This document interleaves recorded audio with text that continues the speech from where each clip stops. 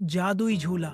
एक बार की बात है, भारत के एक छोटे से गांव चंदनपुर में एक नटखट लड़का रहता था, मुन्ना। मुन्ना को खेलना, कूदना और शरारत करना बहुत पसंद था, लेकिन उसे सबसे ज्यादा मजा आता था पुराने पीपल के पेड़ के नीचे लगे झूले पर झूलने में।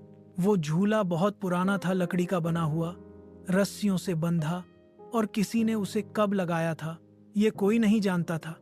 गांव के बड़े बुजुर्ग कहते थे कि वो झूला जादुई है, पर मुन्ना तो हंसकर कहता, अरे बाबा, जादू वादू कुछ नहीं होता। एक दिन दोपहर को जब सब सो रहे थे, मुन्ना अकेले उस झूले पर गया।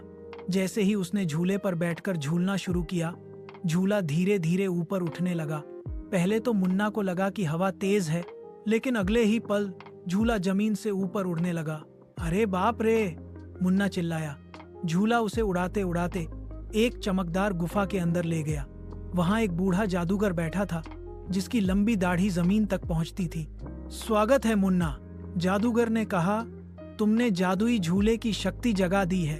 अब तुम्हें 3 जादुई तोहफे मिलेंगे, एक बोलने वाली किताब, एक उड़ने वाली चप्पल और एक अदृश्य टोपी। लेकिन ध्यान रखना, इनका इस्तेमाल सिर्फ अच्छे कामों के लिए करना। मुन्ना की आंखें चमक उठी।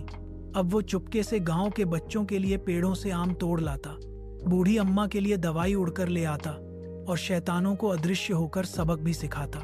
धीरे धीरे मुन्ना गांव का हीरो बन गया, पर उसने कभी किसी को जादुई झूले का राज नहीं बताया।